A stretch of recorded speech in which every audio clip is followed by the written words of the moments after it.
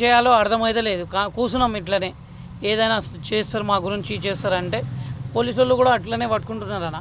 బండిలకి licence లేదు, auto అది TV my safe sticker లేదని లైసెన్స్ చూపెట్టమంటున్నారు, పొల్యూషన్ లేదని పట్టుకుంటున్నారు. అది కూడా ఒక ప్రాబ్లంలో ఉన్నాం మేము. ఎవరికి చెప్పుకోవాలి అది అర్థమైతే లేదన్న. కూర్చున్నాం ఇప్పుడు.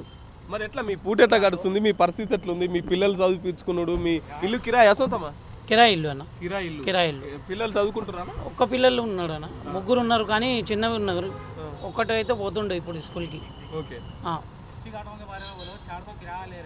డిస్ట్రిక్ట్ ఆటో కూడా వచ్చింది కదన్న.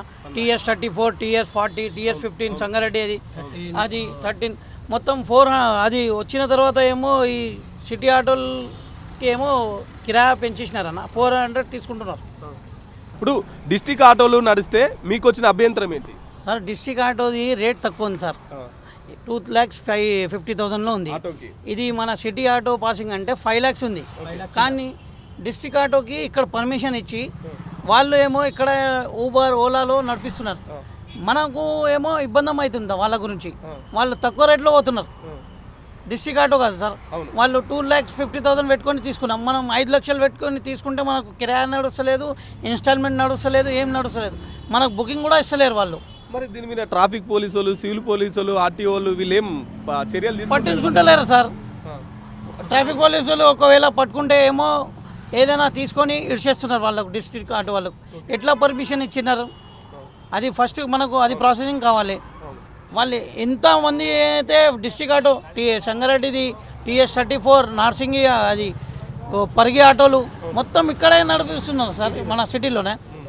మన సిటీ ఆటోకి ఎవరు అడుగుతలేరు. ఎందుకంటే వాళ్ళు వస్తున్నారు, తీసుకొని వస్తున్నారు, తక్కువ రేట్లో పోతున్నారని తక్కువ రేట్లోనే పోతున్నారు ప్యాసింజర్లు. మన మొత్తం కస్టమర్ వాళ్ళే తీసుకుంటున్నారు. అది సిటీ ఆటోలో ఎవరు ఇస్తలేరు కదా అన్న. మనకు ఏమో డిస్ట్రిక్ట్ ఆటోలో వాళ్ళు ఇవ్వాలి సార్. డిస్ట్రిక్ట్ వాళ్ళు ఇవి ఇవ్వాలి వాళ్ళకు. ఓలా ఊబర్లో వాళ్ళ దగ్గర పెట్టుకొని ఇవ్వాలి. సిటీ ఆటోలో సిటీలో వచ్చి పర్మిషన్ తీసుకొని నడుపుతున్నారు. వాళ్ళు ఎవ్వరు పట్టించుకుంటలేరు అన్న. ఫ్రీ బస్సు పెట్టే ముందుకు ఎంత సంపాదించేవారు అన్న? ఫ్రీ బస్ లేకుంటే అప్పుడు 1,500 2,000 సంపాదిస్తుండే అన్న ఎట్లయినా. ఎందుకంటే పబ్లిక్ ఏమో ఆటో గురించి అడుగుతుండే. ఇప్పుడు ఎక్కడైనా మనం చూసినామనుకో బస్ స్టాప్లో అందరేమో బస్ గురించే వెయిట్ చేస్తున్నారు. బస్ రాగానే ఆటోకి అయితే పట్టించుకుంటలేరన్నా. ఎక్కడ నడిపియాలో. ఇప్పుడు 9 గంటల నుంచి ఉన్నాం, తర్వాత నమాజ్కి పోయి వచ్చినాం. ఈ 200 కూడా చేయలేనా ఇప్పుడు వరకు. ఇట్లా ఉంది పరిస్థితి. మరి మీ సమస్యలను చేసినామన్నా. మా యూనియన్ లీడర్కి చెప్పినాం, మాట్లాడుతున్నారు అన్నీ చెప్తున్నారు. తర్వాత చేస్తారు, జూన్లో ఏమైనా ఉంటుంది ఏమో అని అంటున్నారు. ఇప్పటి వరకు ఏం లేదు.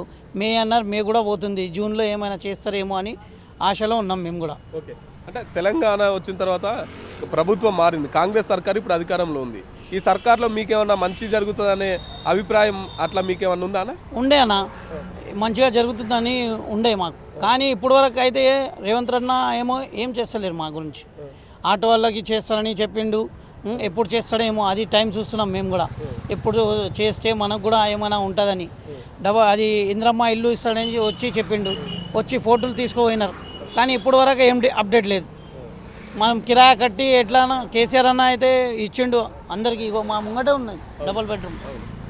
వాళ్ళు ఉంటున్నారు కదన్న, మాకు కూడా ఇవ్వాలి. మాకు కూడా సొంత ఇల్లు లేదు, కిరాయి ఇల్లు ఉన్నారు, కిరాయి ఆటో ఉన్నారు. ఆటో ఇస్తారని ఈ స్కీమ్ తీసిండు, అది కూడా ఇవ్వాలి ఇప్పుడు వరకు. ఫ్రీ బస్సు మీరు ఉంచాలంటారా తీసేయాలంటారా? తర్వాత ఒకవేళ ఉంచితే ఎటువంటి ఆంక్షలు పెట్టి మీకు ఫ్రీ బస్సు పెడితే బాగుంటుందని మీరు అనుకుంటున్నారు? ఫ్రీ బస్ పెట్టొద్దు అన్న. ఫ్రీ బస్ పెడితే కూడా మినిమం 10 రూపీస్ అయితే పెట్టాలి. మొత్తంకి ఫ్రీ పెడితే అది మామిడికాయ వచ్చింది కదన్న, మామిడికాయ సీజన్, మ్యాంగో సీజన్ వచ్చింది.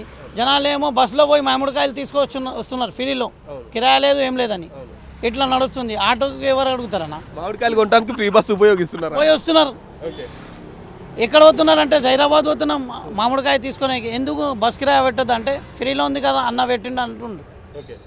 ఇట్లా అయిపోయింది పరిస్థితి మాది. సో ఓవరాల్గా తెలంగాణ మొత్తంలో రేవంత్ రెడ్డి పాలన గురించి చెప్పాలంటే ఏం చెప్తారు?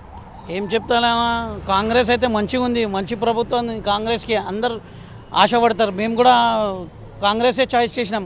కానీ మాకు ఏమైనా చేస్తాడని ఆశ ఉంది. ఇప్పుడు వరకు కూడా చేస్తాడా చేయడో దేవుడికి తెలుసు. అది చేస్తే మంచిదన్న. ఎందుకంటే ఆ టైంలో రాజీవ్ గాంధీ పీరియడ్లో ఏమో మంచిగా చేసినారు కాంగ్రెస్ వాళ్ళు. మా అన్న ఉండే జనార్దన్ రెడ్డి సాబ్ మంచిగా చేసినారు ఎమ్మెల్యే.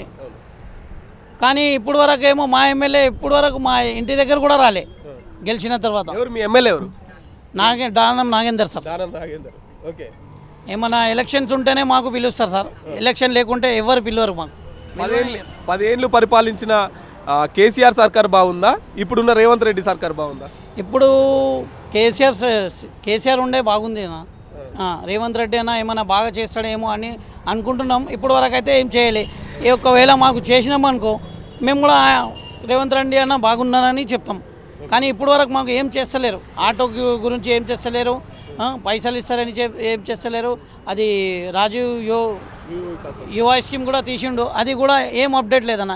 మేము కూడా వేసి వచ్చినాం కానీ ఇప్పుడు వరకు ఏం అప్డేటే లేదు మాకు. ఇప్పుడు మీ గురించి రేవంత్ రెడ్డికి చెప్పాలంటే ఏం చెప్తావు ఒక మాటలో? రేవంత్ రెడ్డి నాకు చెప్పాలంటే, రేవంత్ రెడ్డి సార్ జర మాకు హెల్ప్ చేయండి, మీకు దయ అవుతుంది. ఎందుకంటే మేము కాంగ్రెస్కి ఎప్పుడు ఇడవలేం, కాంగ్రెసే అనుకుంటాం కానీ ఇప్పుడు వరకు ఇడవలేం. మీరు కూడా మంచి చేస్తే మీకు కూడా ఒక నెక్స్ట్ ప్రభుత్వం మీకే గెలిపిస్తాం సార్. ఎందుకంటే Congress, I love Congress sir, అంతే. ఓకే ఓకే, థ్యాంక్ యూ అన్న.